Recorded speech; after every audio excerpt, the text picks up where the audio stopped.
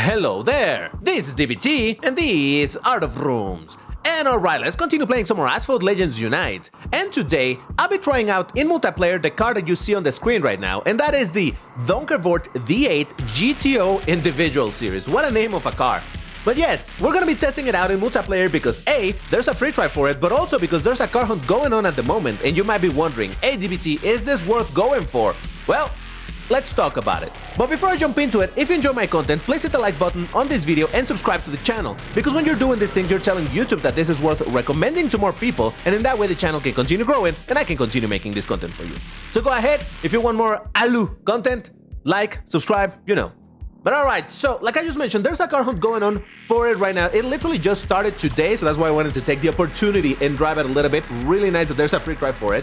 If you haven't seen the hunt, it's the normal stuff, right? You can get your 1 guaranteed blueprint by just doing the race, then you can get an additional 10 guaranteed blueprints. You need the Aston Martin V12 Speedster and the Rizvani Beast X. Now that car is going to be important in a minute, but that's going to guarantee you another 10 blueprints in total, and from there you obviously need to just continue grinding the event until you get all of the blueprints. Hopefully you're going to get a bunch of them in this pack, and yeah, unlock the car, start it up, and all of that good stuff. Now, is this car worth going for? How good of a car it is? Well, let's have a look at the stats. Now, like I just mentioned, there's a free try at the moment in MP2, so if you want to test it out, that's where you're going to be able to. But here's the stats of the car at gold. We have a top speed, well, first of all, it's a Class C car of a rank of 2774. Now, top speed at 300 for this rank, it's okay. But no, actually I would lean into saying it's a little bit on the slow side. But it makes up for it with the acceleration of 85.42, handling of 85 also really high, and nitro of 62, it's okay. Now, yeah, I would definitely go and say that this is on the slower side of cars, and the reason why I said that the Rizvani Beast was going to be important to mention is because actually I've always considered that the Donkervoort is the Rizvani, just better. But how much better? Well, over here I'll put the comparison on the screen so you have an idea. On the left side we got the Donkervoort, on the right the Rizvani. You can see first of all that the Donkervoort needs a lot more blueprints, 165, so that's gonna be a really crazy grind in order to get it, but it's definitely doable, especially if you have the event pass. The Rizvani only needs 103, but oh, actually I have the ranks wrong, hold on. Okay, there we go, I fixed it. So the rank difference between the Donkervoort and the Rizvani, you can see is not all that high. One at 2774, the other one at 2635, so the Donker, it's 100 and some points higher. But now let's look at the actual stats. You will see that the top speed, it's a little bit higher on the Donkervoort by about 4 kilometers an hour. The acceleration, it's a little bit better by about 1 point. Handling, that one definitely is much better by about 15 points. And the nitro is a tiny bit worse at about under 1 point. So in general, you can see that, I suppose, objectively speaking, the Donkervoort is a better car, simply because it has better stats. But, I would say they're the same car. Alright, let's get into trying it out in multiplayer and we can continue talking about it. Alright, here we go, and there's a lot of people also testing the Donkervoort, love to see it. Maybe some of them do actually own it. I do own the Donkervoort in this account. I have it at 4 stars, well at the maxi stars, I just don't have it at gold, so there's that. But anyway, as I was saying, I feel like this and the Rizvani Beast are basically the same car. Yeah, this one is better than the Rizvani, but overall, and I'm gonna say it right away, I don't think anybody really needs this car in terms of performance. Now, don't get me wrong, it's not a bad car. In fact, I love this car. I have a lot of fun with it. It's a very fun car to drive overall. The acceleration plus that handling, it's kind of bonkers.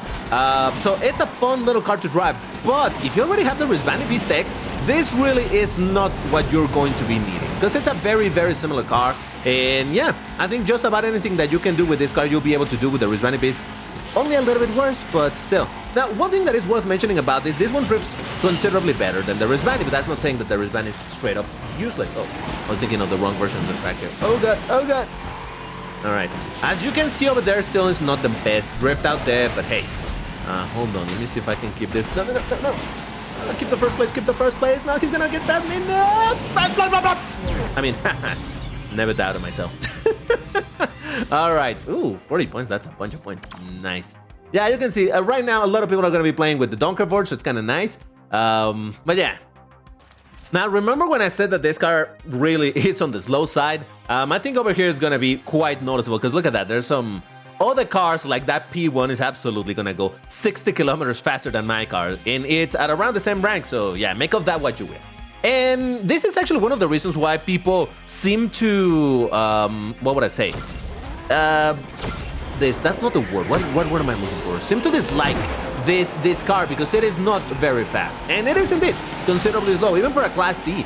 300 kilometers an hour, it's what the top of Class D does. Obviously, excluding those crazy Class D cars that are very difficult to drive, it goes insanely fast. But let's say the normal top speed of Class D is precisely 300 kilometers an hour. So the fact that a Class C car also only hits 300 kilometers an hour makes it like, I don't know, man. Considering also that there's other very comfortable Class C cars that go like 330, 340. But as I always say, top speed in this game, and you know this, I don't think I'm saying anything controversial, but top speed is not everything in this game. And a lot of the time it also just has to do with what luck do you have with the tracks, what tracks are you assigned, or well, rather, which ones are you going to be competing. And that might make a huge difference or play a tremendous part as to whether or not a certain car that may be slow still may be able to do great. Now, obviously we're talking about a really bad car that is very slow and it drives horrible and it has no grip. Well, yeah, that's gonna lose, obviously. But what I'm saying is that this car, what it doesn't have in top speed, it makes up for in other stats. Like I said, acceleration, handling, and the nitro, while it is nothing extraordinary, it's what would I say? It's usable. It's okay. It does what it's supposed to do. You're not gonna be running with endless nitro, but you're not gonna be suffering with it either. Also, why did we race in this? Oh, I didn't. Oh, crap. All right, I didn't see the leaderboard. My bad. The way that I look at this car is basically one of those that are just for fun. This is not a car that you should be expecting, oh, I'm gonna use it and get a tremendous results in multiplayer. No, it's one of those cars that are like, I'll bring it and see what I get, what I get matched against, and see what I can do. That's the way that I look at cars like this. Like, this is literally just for fun, not so much for trying to get the best results out there. And I know some people are indeed, and this is completely understandable, so I'm not criticizing it, but some people are just more focused on, I want to get consistent W's, and oh god, well, somehow I couldn't go into the left side, okay. And that's fair enough, you know, but I like having fun with my cars, and this is one that I like bringing out from time to time precisely to just have some fun with. And also, this car has a little bit of a special place in my heart because it reminds me of Asphalt 8, the early days of Asphalt 8, at least when I played it, when I started playing it. And this car used to be probably the king. Was it Class D? Or C? I don't remember, but whatever it was, this car was insanely powerful. So I got it because I needed a car to compete in multiplayer, and man, I used it quite a bit. And I don't know, I just like it. It's a very funky looking car. I appreciate it. So yes, driving it in this game in Asphalt Legends Unite brings me memories of those olden days of driving the Donkervoort a ton in Asphalt 8. Let me know in the comments if you've also played Asphalt 8 and if this car in Asphalt Legends Unite also brings you those memories of those time gone by? Bygone, I think that's the word. Anyway, Pininfarina, Aventador SV, wow. Donkervoort, Viper, Alfa Romeo. Oh, look at that. That's one of those Class D cars that still go faster than this. All right, fair enough. Now, maybe because it's really early on the season, first day literally of this multiplayer season, or because I'm in low ranks, even though this is MP2, I'm getting a bunch of W's. Don't expect this car to give you these W's constantly, all right? Just thought of mentioning it. But yeah, for example, another car that it's very used in Class C, well, nowadays you see it a little bit less. I mean, I think it's still widely used, but at least I haven't seen it as much as some years ago when I started playing. Was the Dodge Viper ACRX or whatever it's called, the one in Class C. Man, I love that car, and that is also a very fun car that is around the same rank of this. So that could in theory be one of those that it's a natural competition to this car, though the Viper, if I remember correctly, because I haven't played it with it in a long time, should I make a video on it? Ooh, that would be kind of fun. But the Viper, it doesn't have this level of acceleration, though that one has much better nitro, so it's what you see in other classes as well, right? Some cars are more focused on, yeah, these two cars may not be particularly fast, but this one excels at this other one excels at this other thing. So I don't know, I think it's always kind of fun, and this is why I keep on saying that I have a lot of fun with the multiplayer in this game, with the variety of stats and seeing how they play a part, along obviously with some degree or some level of skill, and see what type of results you get. And let the record show that I'm not saying that I have skills. All I'm saying is that, you know, a well-driven car, even if it's not necessarily the most amazing car, can still get some decent results. So anyway, F-Type SVR, I mean a Jag, F-Type, Aston Martin V12 2022, and then a 6 Volkswagen electric R. Nice, I love the look of that car. Look at that, 2 Temerarios. Those are definitely faster than my car by like probably some 30 kilometers, even if they're at stock. Ooh, Scotland. All right, let's see how we do over here. Again, I've gotten already to a couple of top speed oriented tracks and I have been getting the W's, but hey, I don't know what to attribute it to. Again, I think it may be just because I'm playing way too early in the season. See, that is the problem. I play it either too early or too late in the season. But anyway, now I was just thinking that, I don't know, this is exactly the same model that it's in Asphalt 8. They're both Donkervoort GTO, I think, or I don't know. This has more words to it, and this one doesn't have a roof. But I would imagine that is it a soft roof car? Probably, right? I don't know. In Asphalt 8, you see it with a roof, but again, I don't know what material is that roof, and I've never done enough. What would I say? Enough research into the car to be able to tell you, oh yeah, the difference between this and the other Donkervoort is that, nah. All I know is that it's a funky looking car and I like it. What can I say? Very, very fun. But look at me, just getting straight up. Man, this is a little bit strange. I feel uncomfortable getting so many W's. What is happening? I think I must be living in a parallel universe or something. Look at that, DBT getting W's. What is this? What's going on? Oh yeah, and I think I already unlocked my additional fuel from the challenges this week. All right, anyway, so Vulcan, NSX, Pininfarina for NH2, Centenario, SV, and 2 more Donkervoorts. Nice. You know where this car really would do amazing? In any hyper-twisted track, you know. Osaka, those annoying versions of Buenos Aires, Auckland could do very well as well, so yeah, I don't know. What can I say? I just really like this car, and it's kind of curious because this is not the type of cars that I would normally be super interested on. You know that I'm more into racing cars and whatnot, but still, there's some that are not racing cars, and I still love them. And yeah, again, I think this one may just be a little bit of nostalgia because I keep on talking when I was playing Asphalt 8. That was not, you know, when Asphalt 8 was released. I wasn't a player of Asphalt 8 back then, really. But I mean, like when I started again, Asphalt 8 was probably like 5 or so years ago. So still, that's a pretty decent bunch or chunk of time. So yes, looking back at 5 years ago, it does make me think like, oh man, those days, back in those days, type of thing. Wait, is this is the exact same track that we did earlier on, right? I think that was our first race. We're fine. And let the record show, by the way, I don't say this a lot, but all of the races that you see me doing in this type of videos are always sequential. I'm not cherry picking races to be like, oh, I'm only gonna show you when I get W's. I think that's pretty obvious because in most of my videos I rarely get W's, but hey, just sort of mentioning it in this video where I do seem to be doing really good for absolutely no reason. There's a Viper GTS. Wait, Viper GTS. No, that is a Class A one, isn't it? I don't know. Vanda, whoa. Donkervoort, Viper ACR. That's the one in Class C, I think. Donkervoort, Temerarian, and another Donkervoort. I see a bunch of Temerarios, probably because it's like 1-star Temerarios, right? Because they were given for free. They must be in this rank. That's why I see them a bunch. All right, Rome. Whoa, look at how ginormous that. What was that behind us?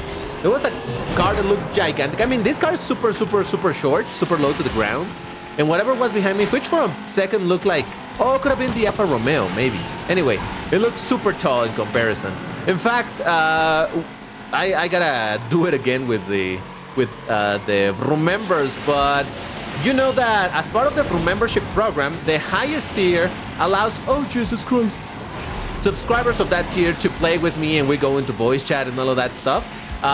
If you don't know, check out the information of the membership. It's over there by the join button right next to subscribe.